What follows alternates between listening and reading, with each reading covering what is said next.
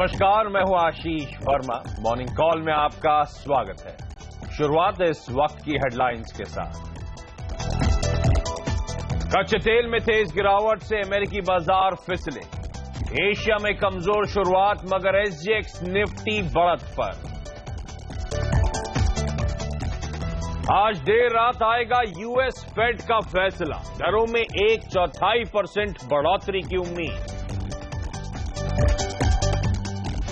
फरवरी में करीब ½ % बढ़ी रिटेल महंगाई दर। खाद्य महंगाई दर ½% से बढ़कर 2% पर पहुंची। एसबीआई पर रहेगी नजर। शेयर जारी करके पैसे जुटाने के लिए आज बोर्ड की बैठक। चीन से इंपोर्ट होने वाले एल्यूमिनियम फॉइल पर लग सकती है एंटी डंपिंग ड्यूटी। 15 तरह के एल्यूमिनियम फॉइल पर ड्यूटी की सिफारिश। और मनोहर पर्रिकर ने ली गोवा के मुख्यमंत्री पद की शपथ। कल साबित करना होगा बहुमत। मणिपुर में भी बीजेपी को सरकार बनाने का न्योता।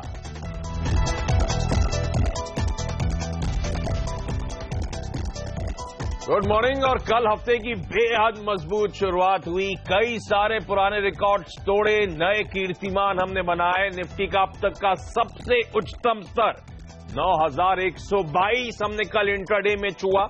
इनफैक्ट क्लोजिंग बेसिस पे अब तक के सबसे उच्चतम स्तरों पर जाके निफ्टी और बैंक निफ्टी बंद हुए। हां, ऊपरी स्तरों से जरूर 35 पॉइंट के आसपास भारतीय बाजार दिन के हाई से ठंडे पड़े थे, लेकिन बहुत तगड़ा मोमेंटम था। आज सबको इंतजार है वो 2 दिनों की यूएस फेड की जो बैठक है, वहां की जो रेट सेटिंग कमेटी है एफओएमसी की बैठक, उसका आउटकम आज देर रात भारतीय समय अनुसार आएगा।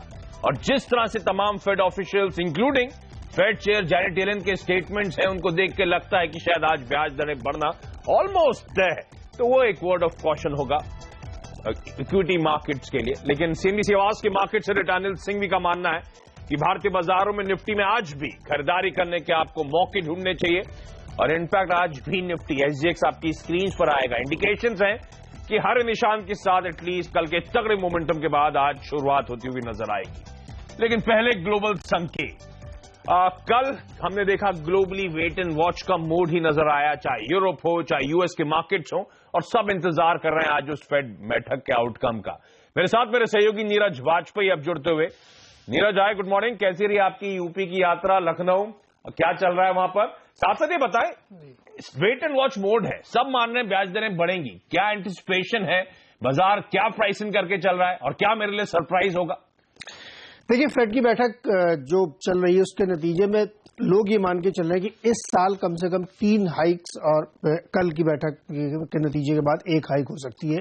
ये डिस्काउंटेड है। इसके अलावा अगर कमेंट्री में कुछ और व्यू रखा जाता है, कुछ और सख्ती दिखाई जाती है, तो दिक्कत होगी। इसीलिए बाजार थोड़ा सा संभल के ट्रेड कर रहा है। लेकिन अगर ये 2 बातें होती हैं तो बहुत दिक्कत नहीं है। लेकिन एक दिक्कत क्रूड की तरफ से आ रही है। कच्चे तेल में लगातार जो नरमी बनी हुई है उससे बाजार में थोड़ी सी दिक्कत आ रही है। इसलिए वहां पे एनर्जी शेयर्स काफी पिटे हैं, क्योंकि क्रूड 50 से नीचे आता है तो फिर प्रॉब्लम हो जाएगी, क्योंकि जो शेल गैस है उसका प्रोडक्शन रुक जाएगा और ये प्राइसिंग जो है यहाँ पे सस्टेन नहीं करेगी। तो एक दिक्कत ये है। लेकिन ओवरऑल बहुत ज्यादा चिंता लोग लेके नहीं चल रहे हैं, क्योंकि जो इकोनॉमी की वहां ग्रोथ है अमेरिका में वो शानदार चल रही है, तो उसकी वजह से एक सपोर्ट है। लेकिन जो कमेंट्री है जो आज शाम को होगी वो बहुत इंपॉर्टेंट होगी। तो कुल मिला के बहुत दिक्कत नहीं है, सिवाय इसके कि कमेंट्री में कुछ और अलग से आ जाए, क्योंकि तमाम लोग ये मान रहे हैं कि 3 बार हाइक हो सकती है जो कि डिस्काउंटेड है। तो ये सारा रुझान इसमें चल रहा है। लेकिन क्रूड पे नजर रहनी चाहिए, क्योंकि क्रूड भारत के लिए तो बहुत बढ़िया है कि इसकी कीमत गिर रही है, लेकिन जो डेवलप्ड मार्केट है उनके लिए दिक्कत है वहां पे। अब तो इतना ज्यादा प्राइसिंग है, जिस तरह के कमेंट्स अब आए, अगर नहीं बढ़ाया फेड ने तो शायद वो ज्यादा बड़ा डिसअपॉइंटमेंट हो जाएगा। तो आज शाम का वो आउटकम बड़ा इंपॉर्टेंट है। तो एफओएमसी का स्टेटमेंट आना है, तमाम यूएस फेड के इकोनॉमिक प्रोजेक्शंस आने हैं, और साथ साथ जेनेट येलेन की आज एक स्पीच भी होनी है। तो आज वो देर रात सबकी नजरें वहां पर रहने वाली हैं। जहां तक भारतीय बाजारों की बात है, मैंने हाईलाइट करा है किस तरह का तगड़ा मोमेंटम था कल। 152 पॉइंट के आसपास का उछाल निफ्टी में, 9090 के आसपास के लेवल्स पे जाके हमने कल क्लोज दिखाया, और मदद मिली बैंक निफ्टी आपकी स्क्रीन पे आना चाहिए, तगड़ी आउट परफॉर्मेंस। और वहां पर आईसीआईसीआई बैंक कल निफ्टी का टॉप गेनर, 6% की मजबूती। बैंक्स के अलावा कैपिटल गुड्स और इसमें एलएनटी जैसा स्टॉक कल 4.5% मजबूत हुआ। और एफएमसीजी में HUL, एशियन पेंट जैसे स्टॉक्स में कल गजब का मोमेंटम था। एफआईज ने कल 4,041 करोड़ के आसपास की खरीदारी करी। खैर वो HDFC बैंक की जो एफआई विंडो था उसका इंपैक्ट होगा, लेकिन नेट तो खैर एफआईज की लगातार कैश मार्केट में बाइंग का सिलसिला कंटिन्यू होता हुआ। अच्छा, आज का सेशन कैसा पैन आउट होगा? कल मैं जब सुबह एक्सपर्ट से बात कर रहा था, ज्यादातर एक्सपर्ट्स मान रहे थे कि इस रैली के फर्दर लेग्स हो सकते हैं, क्योंकि मार्केट एंटिसिपेट कर रहा है कि अब बड़े रिफॉर्म्स का रास्ता खुलता हुआ नजर आएगा। मेरे साथ मेरे सहयोगी और CNBC आवाज के मार्केट से रेटा अनिल सिंह भी अब जुड़ते हुए। अनिल जी, शुरुआती कोट प्लेट कल भी अच्छी लगी, आज भी सुन के अच्छा लग रहा है, निफ्टी में खरीदारी करें। हालांकि SGX निफ्टी थोड़ा सा ठंडा कामकाज करता हुआ इस समय, क्या वो कल के अच्छे मोमेंटम के बाद फॉलो बाइंग एंटिसिपेटेड है? इवेंचुअली क्या हम और अच्छे खासे हाईज देखने वाले हैं भारतीय बाजारों में? आज की रणनीति क्या होगी सर? गुड मॉर्निंग आशीष। देखिए, ट्रेंड बेहद साफ है और जब तक बाजार अहम लेवल्स के नीचे नहीं जाता तब तक कोई इसका मूड बदलने की जरूरत नहीं है। तो ऐसे में तेजी के साथ रहेंगे। अगर शुरुआत हो तो और अच्छी बात है। देखिए, किसी भी लेवल से ऐसा लगता नहीं कि निफ्टी 75-50 पॉइंट से ज्यादा का करेक्शन देने के लिए तैयार है। कल भी एग्जैक्टली उतना ही करेक्शन ऊपरी हिस्सों से मिला है। और अगर आज शुरुआत होती है तो वैसे बढ़िया जगह तो जो खरीदने की है वो 9,050 के आसपास की। तो अगर जो इंट्राडे ट्रेडर्स हैं 9,050 के आसपास खरीदेंगे तो बहुत सेफ रहेंगे। वैसे फेड की मीटिंग को देखते हुए एक बात बहुत साफ दिख रही है, 9,000 से 9,200 ये अब निफ्टी की ट्रेडिंग रेंज है। इस रेंज में बाजार ट्रेड करेगा। तो दो तरीके हैं, बहुत कमजोर खुले 9,000 के आसपास मिले, 9,050 के आसपास मिले तो स्टॉप लॉस 9,000 का रख लीजिए। अदरवाइज जहां खुले वहीं खरीद कर 9,050 का स्टॉप लॉस ट्रेडर्स लगा सकते हैं।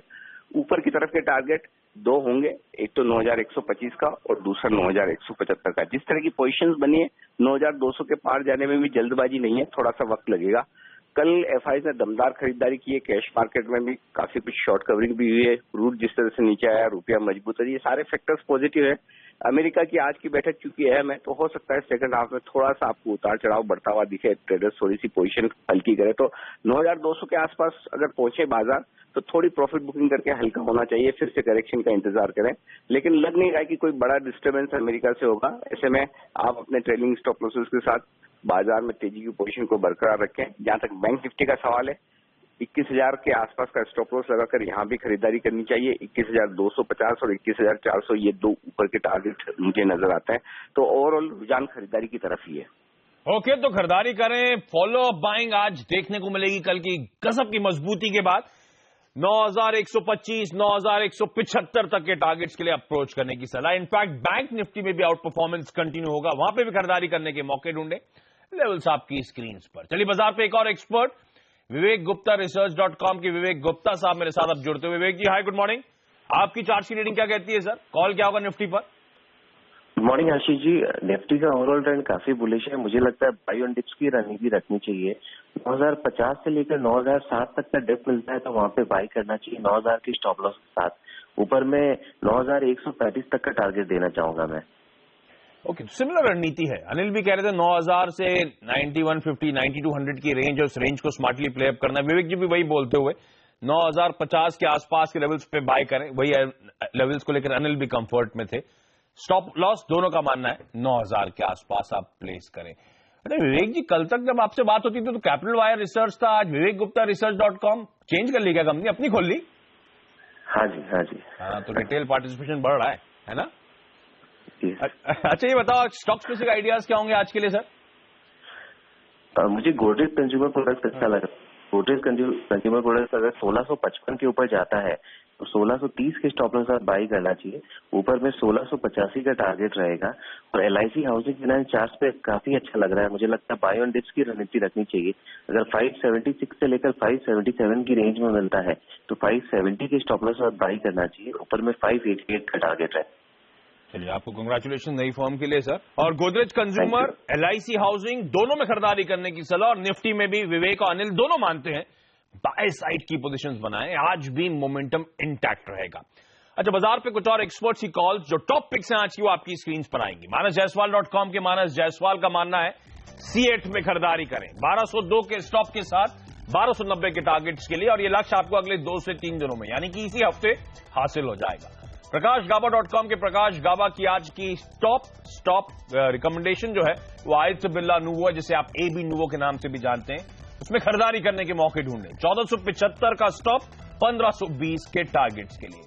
और रजत रजत बोस का मानना है कि आज आईटीसी में खरीदारी करनी चाहिए। 263, 264 के लेवल्स पे स्टॉप लगाए, 271 और उसके बाद 273 तक के टारगेट्स के लिए अप्रोच किया जा सकता है। चलिए, तो आज के टेक्निकल टॉप बेट्स थे, लेकिन आज कौन से टॉप 5 शेयर्स रहेंगे फोकस में खबरों की वजह से, इस पर बात करने के लिए मेरे साथ मेरे सहयोगी हेमंत घई अब जुड़ते हुए। Hemant high, good morning. कौन से स्टॉक रडार पर है?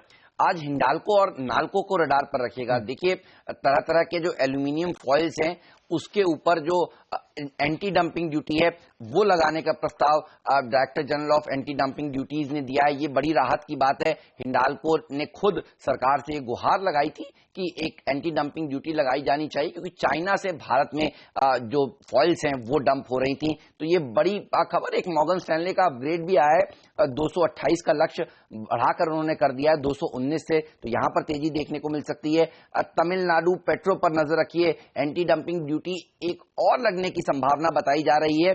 डिटर्जेंट्स बनाने के लिए केमिकल इस्तेमाल होता है और वो केमिकल दरअसल ये कंपनी बनाती है, और इसी कंपनी ने सरकार से ये गुहार लगाई थी कि एंटी डंपिंग ड्यूटी लगनी चाहिए, क्योंकि भारत में इनको नुकसान हो रहा है। और आप देखिए, लगातार सरकार की तरफ से इस तरह के कदम आते हुए पहले स्टील के सेक्टर को राहत मिली है, अब एल्यूमिनियम और दूसरे केमिकल सेक्टर को राहत मिलती हुई। इसके अलावा आइनॉक्स विंड पर नजर रखिए, 250 मेगावाट के प्रोजेक्ट में हिस्सेदारी बेच रहे हैं। आरई पावर से इनकी बातचीत चल रही है। साथ ही हाथवे केबल्स पर नजर रखिए, ये डिमर्ज कर रहे हैं अपने आईएसपी कारोबार को हाथवे ब्रॉडबैंड में। तो कारोबार के डिमर्जर और चेंज ऑफ बिजनेस देखने को मिल रहा है, तो यहां पर एक अच्छा ट्रेडिंग बम्प अप देखने को मिल सकता है। साथ ही एनएमडीसी पर भी नजर रखिए, इनके जो प्रोडक्शन है वो थोड़ा सा घटा है, थोड़ी सी नेगेटिव खबर इस कंपनी के लिए आती हुई। विप्रो पर नजर रखिए, देखिए 12 साल का एक आईटी कॉन्ट्रैक्ट मिला है स्कॉटलैंड की कंपनी से इनको, तो यहां पर भी एक अच्छी तेजी बन सकती है आज के दिन। और एक स्टॉक और जोड़ लें इसमें, अभी आपकी स्क्रीन पे फ्लैश चल रहा था कुछ देर पहले, वो न्यूज फ्लैश, बायोकॉन।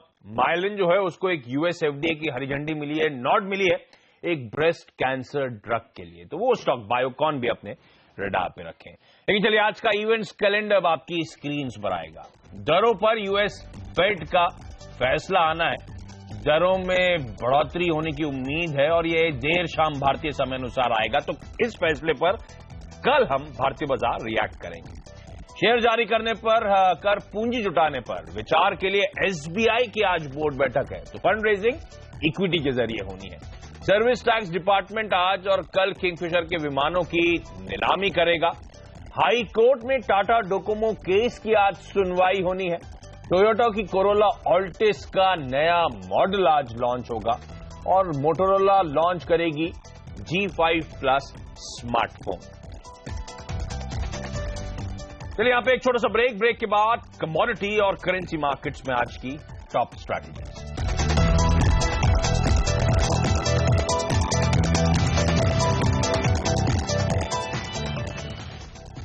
ब्रेक के बाद आपका स्वागत है। और चीन से इंपोर्ट होने वाले एल्यूमिनियम फॉइल पर एंटी डंपिंग ड्यूटी लग सकती है, जिसकी बात हेमंत भी कर रहे थे।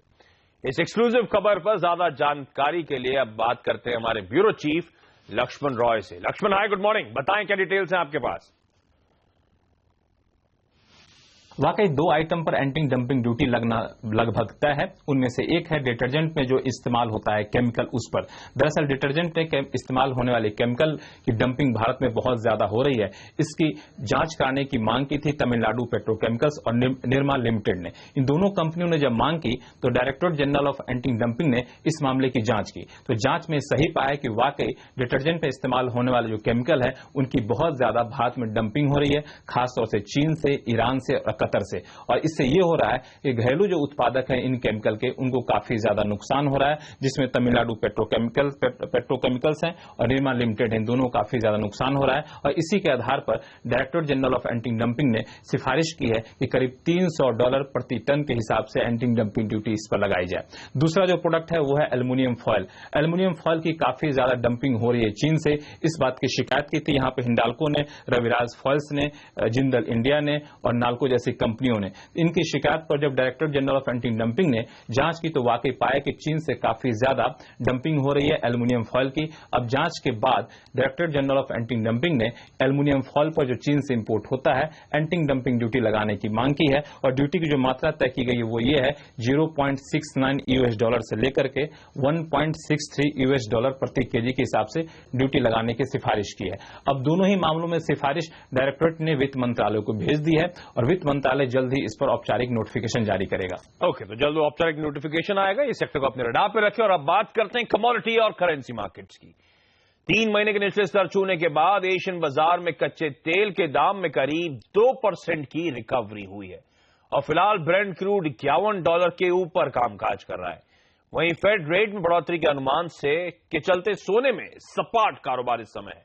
कमोडिटी करेंसी मार्केट्स में लेकिन आज इस इंपॉर्टेंट दिन क्या स्ट्रैटेजी होनी चाहिए, इस पर बात करने के लिए आप कुंवर जी ग्रुप के रवि जोरा जोड़ते हुए। रवि हाय, गुड मॉर्निंग। क्या करना चाहिए सर, कमोडिटीज में कहां पैसा बनने वाला है, क्योंकि आज वो फेड आउटकम आने वाला है, उससे पहले एक अहम सेशन होगा। Good morning. लग रहा है कि कमोडिटीज में आज के दिन में ज्यादातर गोल्ड एंड सिल्वर में ट्रेडिंग अवॉइड करना चाहिए। वहाँ पे आज base metals as well as energy tech में एक अच्छे मौके हो गए बाइंग के, तो मेरा रिकमेंडेशन क्रूड में बाइंग का रहेगा। इनके कल जो भी डेटा निकल के आए थे यूएस के इन्वेंट्रीज के, सरप्राइज इन्वेंट्री कम होकर आई थी, तो लग रहा है कि उसको मार्केट रिवॉर्ड करेगा। काफी टाइम से क्रूड में कोई पॉजिटिव न्यूज नहीं देखने को मिले थे, तो आज उसको रिवॉर्ड होगा और 3200 के टारगेट के लिए क्रूड बाय करना चाहिए। इंट्राडे 32 टारगेट का रहेगा, 3200 का। शॉर्ट टर्म लग रहा है कि 3300 तक के भी टारगेट क्रूड में देखने को मिल सकते हैं। इसका इम्पोर्टेंट बेस सपोर्ट है 3090। जब तक ये लेवल ब्रेक नहीं होता तब तक ये पॉजिटिव ट्रेंड कंटिन्यू होगा। और सेकंड, मुझे लग रहा है कि आज निकल में कच्ची रिकवरी होगी। माइनिंग के ओर से भी एक अनरेस्ट के न्यूज है और supply related concern copper and निकल में बने हुए, बट मुझे निकल अच्छा लग रहा है। ये लेवल से 662 के स्टॉप लॉस से बाई करना है। टारगेट इंट्राडे रहेगा 684। तो लग रहा है कि क्रूड एंड निकल आज की टॉप पिक्स रहेगी। ओके, तो आज सोने और चांदी में ट्रेड अवॉइड करें, इस अहम दिन बेहतर होगा। कच्चा तेल जहां पे बड़े लंबे अरसे बाद कुछ अच्छी खबर आई है, यूएस में इन्वेंट्री उम्मीद से कम बढ़ी है, तो वो पॉजिटिव है और इनफैक्ट इन्वेंट्री में ड्रॉ देखने को मिला है, इसीलिए उछाल है और ये उछाल शायद कंटिन्यू हो। 3200 के टारगेट्स। निकल में खरीदारी करें 680 685 के टारगेट्स के लिए। और कल मेरे को याद है रवि जी, रुपया मजबूत हुआ था, अच्छी खासी मजबूती। अब तो 66 के नीचे कामकाज हो रहा है। रुपए में क्या कॉल होगा सर? डेफिनेटली आज की मजबूती कंटिन्यू होगी, क्योंकि इंटरनेशनल क्यूज आज के दिन में नहीं है। आज जो शाम को यूएस के फेडरल रिजर्व के रेट्स के अनाउंसमेंट है, बाद में जेनेट येलन की कमेंट्स है, तो लग रहा है कि उसके पहले इंटरनेशनल क्यूज थोड़े म्यूटेड है, बट यस डोमेस्टिक क्यूज काफी एनकरेजिंग है। जिस हिसाब से स्टेट इलेक्शन के आउटकम है, जिस हिसाब से एफआई का कल फिगर्स देखने को मिलेगा, तो कहीं ना कहीं एफआई को मिस आउट रैली हो गई इंडियन इक्विटीज में, एज वेल एज मोदी सरकार के रिफॉर्म्स के हिसाब से फॉरेन इनफ्लो काफी इंडिया में यहाँ से बढ़ेगा ऐसा लग रहा है। तो अभी भी यूएस डॉलर सेल करना चाहिए, यूएसडी INR पेयर। लग रहा है कि नीचे 65-70 तक के टारगेट देखने को मिल सकते हैं। जब तक ये पेयर फ्यूचर्स के भाव है ना, स्पॉट पे तो मेरे ख्याल से 65-80 के लेवल्स हैं ऑलरेडी। यस, ये मार्च फ्यूचर है। इनकेस यहाँ से इनकेस ओपन होता है तो वहाँ पे शॉर्ट कर देना चाहिए। अगर 66 के करीब ओपन होता है तो भी एक अच्छी अपॉर्चुनिटी रहेगी, सेल करना चाहिए। ओवरऑल मुझे लग रहा है कि ये जो भी करेक्शन बना हुआ है 65 तक के लेवल तक जा सकता है। तो जब तक 66.30 के लेवल ब्रेक ना हो, आपकी सेलिंग पोजीशन ही ये पेयर सेल करें, यानी कि रुपया मजबूत होगा। रवि जी आपका धन्यवाद। और एक छोटा सा ब्रेक, आगे सोनम मेहता मेरे साथ जुड़ेंगे और जानेंगे कि आज तमाम दिग्गज ब्रोकरिंग हाउसेज कहां पे दाव लगाने की सलाह दे रहे हैं।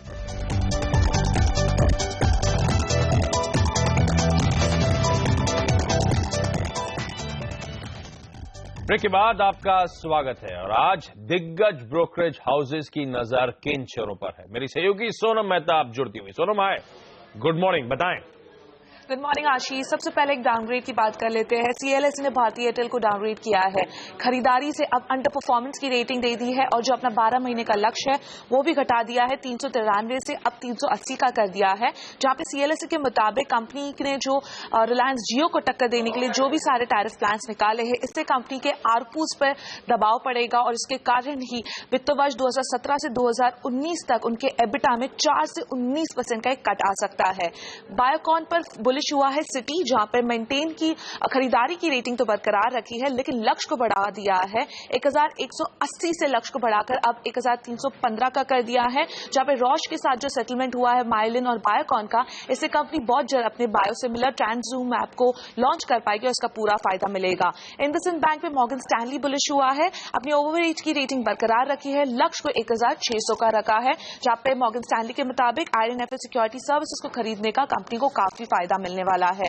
मॉर्गन स्टैनली हिंडाल्को पे बुलिश हुआ है, ओवरवेट की रेटिंग बरकरार रखी है लेकिन लक्ष्य को बढ़ा दिया है, 219 से 228 रुपए का कर दिया है। वही रिलायंस इंडस्ट्रीज पे एक जबरदस्त अपग्रेड आया है। सिटी ने अपग्रेड किया है रिलायंस इंडस्ट्रीज को, खरीदारी की रेटिंग तो बरकरार रखी है लेकिन लक्ष्य को बढ़ा दिया है, 1195 से 1490 का अब लक्ष्य कर दिया है।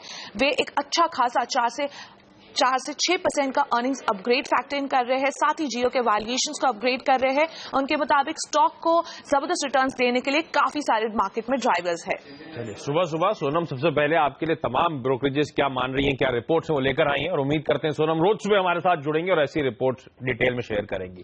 एचडीएक्स निफ्टी आपकी स्क्रीन पर हल्के हरे निशान के साथ कामकाज, एक्सपर्ट्स मानते हैं आज भी खरीदारी करने के मौके। मॉर्निंग कॉल में आज के लिए इतना ही, छोटा सा ब्रेक के बाद स्टॉक 2020। नमस्कार।